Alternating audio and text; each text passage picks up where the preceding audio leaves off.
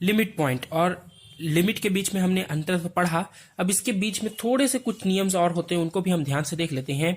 A number L is not a limit point of a sequence if there exist number epsilon greater than 0 such that Sn belongs to L plus n n minus n for almost finite numbers of value n। L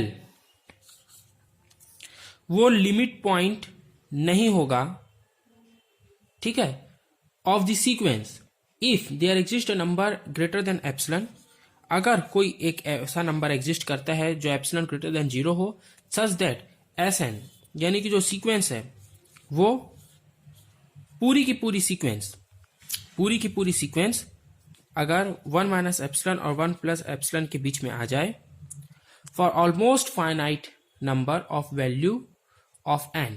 तो जब हम n value को रखते हैं इस sequence में, यानी कि S1 S2 S3 S4 S5 निकालते हैं और पूरी की पूरी सीक्वेंस इस लिमिट के अंदर आ जाए, तो फिर हम ये कहेंगे कि यहां पे ऐसे कंडीशन पे यहां पे ये लिमिट पॉइंट एग्जिस्ट नहीं करेगा, ऐसे कंडीशन पे लिमिट पॉइंट एग्जिस्ट नहीं करेगा। अब सेकंड पॉइंट क्या है कि limit point is also called, limit point को कई और नाम से भी जाना जाता है। आप लोगों को याद रहना चाहिए कि लिमिट पॉइंट की जगह अगर कभी क्वेश्चन पे या कंपटीशन पे दे दे क्लस्टर पॉइंट, क्या दे दे, क्लस्टर पॉइंट, तो इस नाम से भी इसे जाना जाता है। और एक और नाम है point of accumulation, point of एक्यूम्यूलेशन,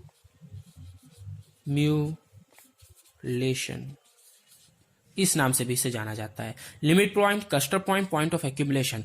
एक बहुत महत्वपूर्ण चीज आप लोगों को बतला दे कि when the sequence has unique limit, ठीक है। तीसरा चीज है limit of sequence is a limit point but converse need not to be true. अगर कोई एक सीक्वेंस है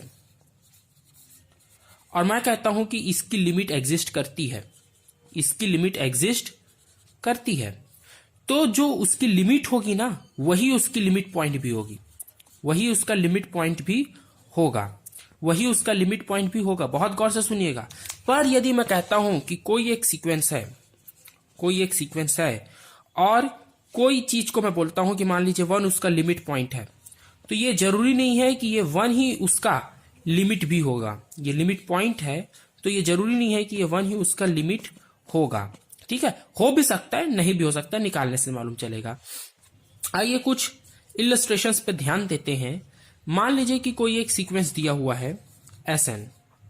मैं जल्दी से इस वीडियो को समाप्त करूंगा, बहुत गंभीर वीडियो है। हमने जो भी अभी पहले के वीडियो में पढ़ा उसका एनालिसिस हम इसी वीडियो में कर रहे हैं, तो इसको देखना बहुत जरूरी हो जाता है। Sn equals to 1 to infinity है। अब मान लीजिए कि Sn इक्वल्स टू मैं क्या करता हूं, 1 मान लेता हूं। Sn इक्वल्स टू क्या मान लिया, 1 मान लिया। तो n belongs to natural number, then only limit point 1 which is well limit of the sequence. अब यहां पे 1 Sn इक्वल्स टू 1 मान लेने पर मैं कुछ भी रख दूं 1 ही आना है, तो 1 क्या है, 1 ही इसका लिमिट पॉइंट होगा। और एकमात्र एक ही इसका लिमिट पॉइंट आया, क्या आया, एक लिमिट पॉइंट आया, इसलिए यही इसका लिमिट भी होगा और यही इसका लिमिट पॉइंट भी होगा, ठीक है। अब एक चीज और बतला दूं यहां पे आप लोगों को, चौथे पॉइंट पे गांठ बांध के रख लीजिएगा कि अगर हम किसी का लिमिट पॉइंट निकालते हैं, अगर हम किसी सीक्वेंस का लिमिट पॉइंट निकालते हैं और लिमिट पॉइंट 1 से अधिक आता है, 1 से अधिक आता है, तो ऐसे स्थिति पे हम ये सीधे कह सकते हैं कि जिसका 1 से अधिक लिमिट पॉइंट है वो क्या होगा, उसका कोई भी लिमिट एग्जिस्ट नहीं करेगा, उसका कोई भी लिमिट एग्जिस्ट नहीं करेगा। इसका एक एग्जांपल देखते हैं अपन, इसका एक एग्जांपल देखते हैं। हमने एक लिया था -1 to the power -1 n equals to 1 to infinity। जब हम इसका सीक्वेंस बनाते हैं तो हमें सीक्वेंस कुछ ऐसा मिलता है। जब हम n की जगह पे -1 to the power n है ना, -1 to the power n है, जब हम n की जगह 1 रखते हैं तो हमें -1 मिल जाता है, ये 0 है और ये 1 है। और जब हम n की जगह 2 रखते हैं तो ऑड होने के कारण, इवन होने के कारण -1 का मल्टीप्लाई होगा, माइनस माइनस प्लस हो जाएगा तो +1 मिलता है। इस प्रकार जब 3 रखते हैं तो फिर से -1, 4 रखते हैं तो फिर से 1, 5 रखते हैं तो फिर से -1, इस प्रकार ऑड इवन के हिसाब से -1 +1 मिलते रहता है।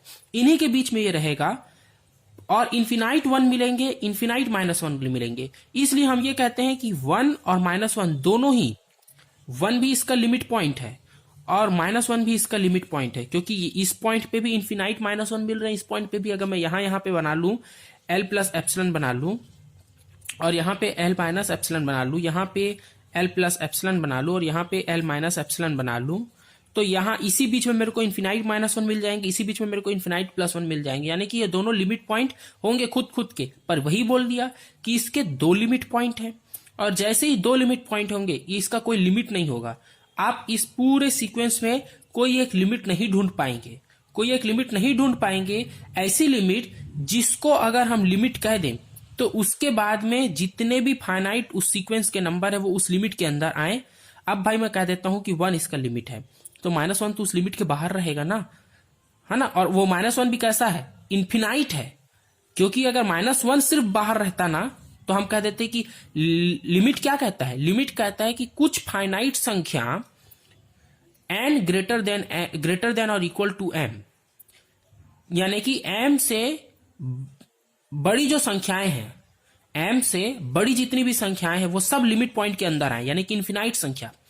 पर जी m तक की जितनी संख्या है, m तक की संख्या को हम गिन सकते हैं, फाइनाइट संख्या, वो बस बाहर हो।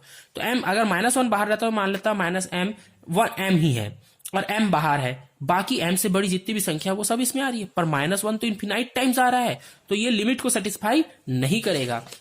अब आगे बढ़ते हैं। ये समझ में आ गया कि लिमिट पॉइंट एग्जिस्ट करता है और लिमिट पॉइंट अगर 1 से अधिक है तो क्या होगा, उसका लिमिट एग्जिस्ट नहीं करेगा। अगर हमें कोई मान लेते हैं कि 1 बाय में n करके हम कोई एक सीक्वेंस ले रहे हैं, n equals to 1 to infinity है, जहां पे जब हम इस सीक्वेंस को पुट करते हैं तो 1 बाय में 1, 1 बाय में 2, 1 बाय में 3, 1 बाय में 4 ऐसा मिलता है। इसके आगे हमें कन्वर्जेंस डाइवर्जेंस पढ़ना है और ऑसिलेटरी सीक्वेंस पढ़ना है, ठीक है। तो ये हम आगे बढ़ते जा रहे हैं। तो हमें यह मालूम चल रहा है कि 1 हो गया, 1 बाय आधा हो गया और धीरे धीरे हम छोटा टर्म की ओर आगे बढ़ रहे हैं और एक समय में हमको 0 भी मिल सकता है। तो ऐसे सीक्वेंस में हैज 0 एज लिमिट पॉइंट, तो हमें 0 मिल सकता है। तो हमने क्या बोला, लिमिट पॉइंट निकालते वक्त हम क्या ध्यान देते हैं, लिमिट पॉइंट निकालते वक्त हम ये देखेंगे कि ऐसा कौन सा टर्म है, जैसा मैं बोल देता हूं कि इतने को छोड़ के 0। तो अगर मैं एक सीक्वेंस ड्रॉ करता हूं, देखिए करेंगे 1, मैं लिखता हूं 1 बाय में 2, 1 बाय में 3, भले लेफ्ट हैंड साइड कोई टर्म ना आए तो चलेगा ना, क्योंकि हमें मालूम है कि ये रियल नंबर का बनता है, नेचुरल नंबर्स इसमें होते हैं, तो इसलिए 1 बाय में 4 सीक्वेंस में नेचुरल नंबर और रियल नंबर से बनता है। 1 बाय में 6 और अनंत टर्म यहां पे आएंगे। अगर मैं कह देता हूं कि 1 बाय में 6 से इधर -1 बाय में 6 तक को ही मैं लूंगा, इसमें 1 बाय में 6 से माइनस, यानी कि 0 प्लस एप्सिलॉन, और मैं एप्सिलॉन मान रहा हूं 1 बाय में 6 को, एप्सिलॉन किसको मान रहा हूं, 1 बाय में 6 को, तो 0 प्लस एप्सिलॉन यानी 1 बाय में 6, 0 माइनस एप्सिलॉन यानी कि -1 बाय में 6।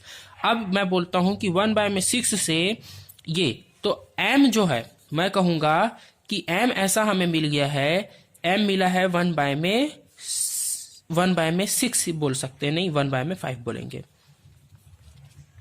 उसके बराबर आता है ना, तो 6 भी ले सकते हैं 1 बाय में 6, क्योंकि n जो है वो ग्रेटर देन या इक्वल भी हो सकता है 1 के, तो m इक्वल है तो 1 बाय में 6। अब मैं बोलूंगा कि m टर्म्स को छोड़ के, m से बड़े जितने भी टर्म्स हैं, m टर्म्स कौन से हैं, 1 2 3 4, इसको छोड़ के, इससे बड़े, ये इसको छोड़ के, इससे ये इसके बड़े, अब 1 बाय में 7, 1 बाय में 8, 1 बाय में 1 बाय में 10, जितना भी टर्म्स होगा, क्योंकि n के जगह पे मैं पुट कर रहा हूं वैल्यू को, तो अब n जितना भी बड़ा होगा m से बड़ा, m को छोड़ के, 5 को छोड़ के, तो ये फाइनाइट है। फाइनाइट को छोड़ के इन्फिनाइट टर्म्स इसके पास में आएंगे, तो मैं ये कह सकता हूं कि ये इसका लिमिट पॉइंट भी है और ये इसका लिमिट भी है, ठीक है। अब इसके बाद में आगे बात करते हैं, एक और सीक्वेंस लेते हैं, -1 to the power n, 1 plus 1 upon में n, यहां पे भी n बिलोंग्स टू n है। बताइए इस सीक्वेंस में क्या होगा, इस सीक्वेंस में क्या होगा। आप लोगों को भी पॉज करके बना के देखना चाहिए। इस सीक्वेंस में यह होगा कि जब मैं s equals to n, s n equals to क्या दिया हुआ है, -1 टू द पावर n और 1 प्लस 1 बाय में n दिया हुआ है ना। n की जगह में 1 रखो, n की जगह में 1 रखो तो हमें क्या मिल जाता है, n की जगह पे 1 रखो तो -1 टू द पावर n मिलेगा, यानी कि -1 मिलेगा, और 1 प्लस 1 मिलेगा, 1 प्लस 1 2 हो गया तो -2 आ गया। तीसरा टर्म क्या मिलेगा, n की जगह पे 2 रखो तो 1 बाय में 2 होगा, यहाँ पे एलसीएम निकालेंगे तो 2 प्लस 1 आएगा, 2 प्लस 1 3 होगा, 3 बाय में 2 आएगा, 3 बाय में 2 आएगा। इसके जगह में जब -1 इसके मल्टीप्लाई में है ना जी, तो यहाँ पे भी रखेंगे तो ये इवन हो गया, तो ये कुछ फर्क नहीं करेगा। फिर जब हम लोग क्या रखेंगे, 3 रखेंगे तो ये आएगा -1, और अब ये इसको माइनस करेगा ना, जो भी यहाँ पे टर्म आएगा उसको ये माइनस करेगा। तो यहाँ पे भी 3 रखते हैं तो 3 प्लस 1 4, 4 बाय में 3 आएगा, और ये माइनस में आएगा क्योंकि इसने माइनस बना दिया। 5 रखते हैं तो 5 प्लस 1 6, 6 बाय में 5 आएगा, 6 बाय में 5 आएगा, 6 बाय में 5 आएगा। इसके पहले 4 भी तो रखना पड़ेगा ना, तो 6 बाय में 5 आएगा, 4 प्लस 1 5, 5 बाय में 4 आएगा, और ये माइनस में आएगा, 5 बाय में 4 पॉजिटिव आएगा, 6 बाय में 5 माइनस आएगा। इस प्रकार से टर्म प्लस माइनस के फॉर्म में आगे आते जाएंगे, आगे आते जाएंगे, आगे आते जाएंगे। जब हम देखते हैं कि इसका लिमिट एग्जिस्ट करता है या नहीं, तो हमें मालूम चलता है कि इसका कोई लिमिट एग्जिस्ट नहीं करेगा, इसका कोई लिमिट एग्जिस्ट नहीं करेगा। -1 और +1 are the 2 limit point of the sequence. इसके 2 लिमिट्स होंगे, कौन से, -1 और +1। आप ये पाएंगे कि इसके 2 लिमिट्स होंगे, -1 और +1। आप देख रहे हैं कि जितने इसके माइनस वाले टर्म्स हैं, ये माइनस आया, ये माइनस आया, ये माइनस आया, ये किधर कन्वर्ज कर रहे हैं, ये -1 की ओर जा रहे हैं। ये किधर की ओर जा रहे हैं, -1 की ओर जा रहे हैं। और जितने प्लस वाले टर्म है 3/2, 5/4, ये किधर की ओर जा रहे हैं, ये +1 की ओर जा रहे हैं। तो +1 के आसपास भी हमें इन्फिनाइट पॉइंट्स मिलेंगे, -1 के आसपास भी हमें इन्फिनाइट पॉइंट मिलेंगे। तो हम ये कह देंगे कि ये इसका लिमिट पॉइंट है, ये कह देंगे कि इसका लिमिट पॉइंट है। और जैसे ही दोनों ही लिमिट पॉइंट बनते हैं, हम तुरंत कह देते हैं कि ये लिमिट पॉइंट तो मिलेगा, पर ये लिमिट एग्जिस्ट नहीं करेगा, क्योंकि इसके लिमिट्स इसमें नहीं आएंगे और इसके लिमिट्स इसके लिए लागू नहीं होंगे। तो एक सीक्वेंस का एक कोई लिमिट हम नहीं ढूंढ पाएंगे। आप फटाफट चैनल को सब्सक्राइब, लाइक एंड शेयर करें। आगे हम बहुत महत्वपूर्ण टॉपिक जिस कन्वर्जेंस, डाइवर्जेंट, ऑसिलेटरी सीक्वेंस पढ़ने वाले हैं।